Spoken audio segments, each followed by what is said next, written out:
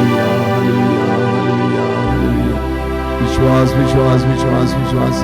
Hallelujah hallelujah hallelujah.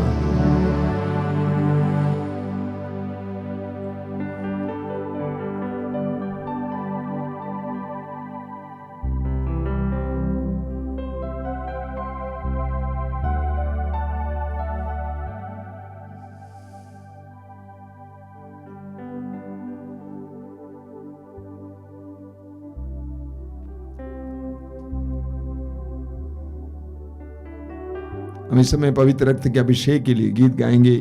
मेरे पीछे दोहराते जाना बड़े विश्वास के साथ, पूरा मुंह खोलकर गाते जाना। अभिषेक दीजिए, अभिषेक दीजिए, पावन लहू का अभिषेक दीजिए।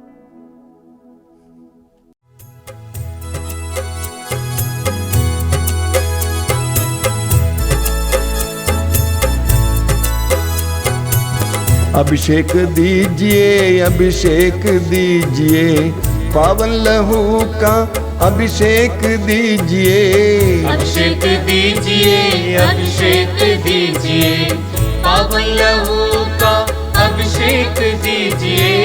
अभिषेक दीजिए, अभिषेक दीजिए, पावन लहू का अभिषेक दीजिए। अभिषेक दीजिए, अभिषेक दीजिए, पावन लहू का अभिषेक दीजिए। पाप अधर्म से भारी है धरती, पाप मिटाने अभिषेक दीजिए। अभिषेक दीजिए, अभिषेक दीजिए, पावन लहू का अभिषेक दीजिए। युद्ध और विनाश का अंधेरा है छाया, शांति दिलाने अभिषेक दीजिए। अभिषेक दीजिए, अभिषेक दीजिए, पावन लहू का अभिषेक दीजिए। जकड़ा है मानव पापों के जाल में, बंधन तोड़ने अभिषेक दीजिए। अभिषेक दीजिए, अभिषेक दीजिए, पावन लहू का अभिषेक दीजिए। अश्लीलता का बादल घनेरा पवित्र करने अभिषेक दीजिए। अभिषेक दीजिए, अभिषेक दीजिए, पावन लहू का अभिषेक दीजिए। पाप मिटाने शाप मिटाने पावन लहू का अभिषेक दीजिए। अभिषेक दीजिए, अभिषेक दीजिए, पावन लहू का अभिषेक दीजिए। रोग मिटाने शोक मिटाने पावन लहू का अभिषेक दीजिए। अभिषेक दीजिए, अभिषेक दीजिए, पावन लहू का अभिषेक दीजिए। कोरोना वायरस को जड़ से मिटाने पावन लहू का अभिषेक दीजिए। अभिषेक दीजिए, अभिषेक दीजिए, पावन लहू का अभिषेक दीजिए। कोरोना वायरस को जड़ से मिटाने पावन लहू का अभिषेक दीजिए। अभिषेक दीजिए, अभिषेक दीजिए, पावन लहू का अभिषेक दीजिए। नशे की आत्मा सताए तेरे जन को छुटकारा देने अभिषेक दीजिए। अभिषेक दीजिए, अभिषेक दीजिए, पावन लहू का अभिषेक दीजिए। पावन लहू से धरती को धोने अभिषेक दीजिए। अभिषेक दीजिए। अभिषेक जोर से गाइए। अभिषेक दीजिए, पावन लहू का अभिषेक दीजिए। पावन लहू से घर घर को धोने अभिषेक दीजिए। अभिषेक दीजिए। अभिषेक दीजिए, अभिषेक दीजिए, पावन लहू का अभिषेक दीजिए। पावन लहू से घर घर को धोने अभिषेक दीजिए। अभिषेक दीजिए। अभिषेक दीजिए, अभिषेक दीजिए, पावन लहू दीजिए, पावन लहू से हर दिल को धोने अभिषेक दीजिए, अभिषेक दीजिए, अभिषेक दीजिए, अभिषेक दीजिए, पावन लहू का अभिषेक दीजिए, पावन लहू से हर तन को धोने अभिषेक दीजिए, अभिषेक दीजिए, अभिषेक दीजिए, अभिषेक दीजिए, पावन लहू का अभिषेक दीजिए, अभिषेक दीजिए, अभिषेक दीजिए, पावन लहू से अभिषेक दीजिए, अभिषेक दीजिए, अभिषेक दीजिए, पावन लहू का अभिषेक दीजिए, अभिषेक दीजिए, अभिषेक दीजिए, पावन लहू का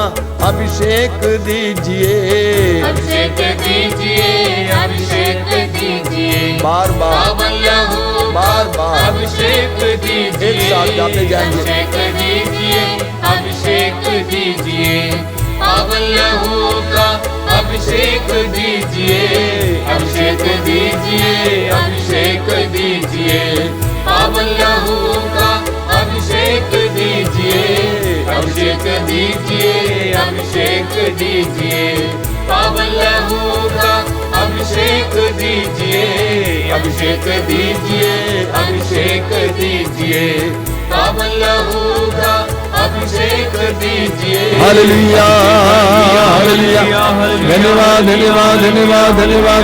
अभिषेक, अभिषेक, अभिषेक, अभिषेक, अभिषेक, अभिषेक, अभिषेक, अभिषेक, अभिषेक, अभिषेक, हालेलुया, हालेलुया, अभिषेक, अभिषेक, तेरे पवित्र रक्त से तेरी जनता को अभिषेक दीजिए, तेरे पवित्र रक्त से तेरी जनता को अभिषेक दीजिए, बंधनों को तोड़िए, बंधनों को तोड़िए, बुराई को धोइए।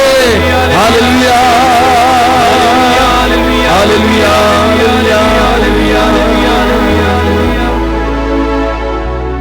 मौन होकर पवित्र रक्त के अभिषेक का अनुभव करना। यीशु को आपको शुद्ध और पवित्र करने दीजिए, अभिषेक का अनुभव करना। धन्यवाद यीशु।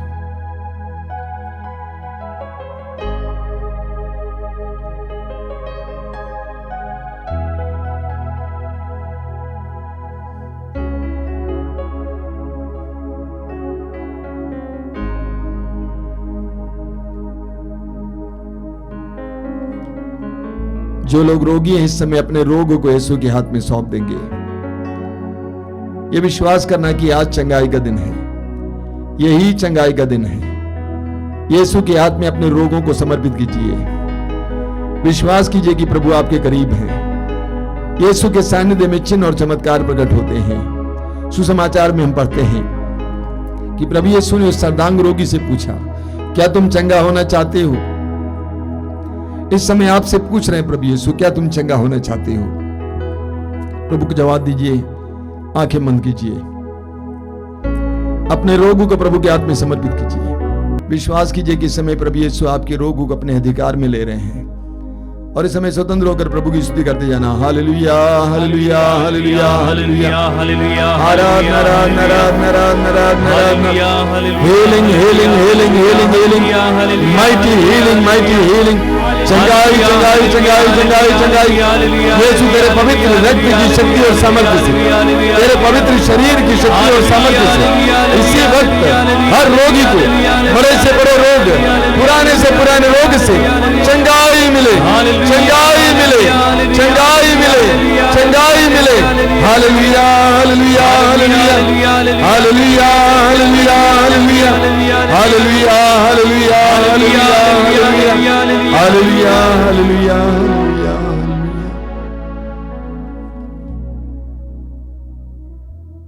बड़े विश्वास के साथ हम इस समय संत पापा फ्रांसिस की वो प्रार्थना दोहराएंगे, मेरे पीछे दोहराएंगे, मुझको यीशु के मूल्यवान रक्त का टीका लगाया गया है, कोई वायरस मुझे छू नहीं सकता, मुझको यीशु के मूल्यवान रक्त का टीका लगाया गया है, कोई वायरस मुझे छू नहीं सकता, मुझको यीशु के मूल्यवान रक्त का टीका लगाया गया है, कोई वायरस मुझे छू नहीं सकता।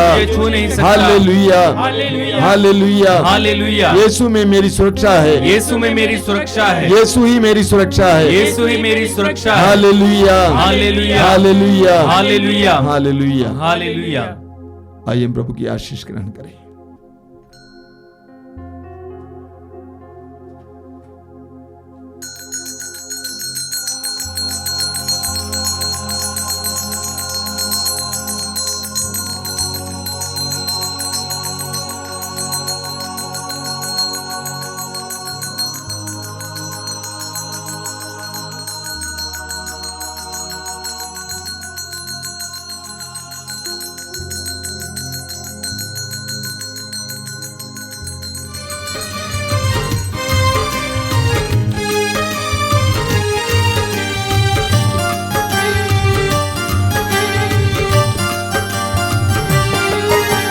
यीशु के बदन से बही जो लहू की धारा, उसमें धुले हमारे पापों के दाग सारे। यीशु के बदन से बही जो लहू की धारा, उसमें धुले हमारे पापों के दाग सारे। रख ले उसी में आशा, तज दे सभी निराशा। यीशु ही हमारे जीवन का लगाए। रख ले उसी में आशा, तज दे सभी निराशा। यीशु ही हमारे जीवन का लगाए। यीशु के बदन से बही जो लहू की धारा, उसमें धुले हमारे पापों के दाग सारे। यीशु के बदन से बही जो लहू की धारा, उसमें धुले हमारे पापों के दाग सारे।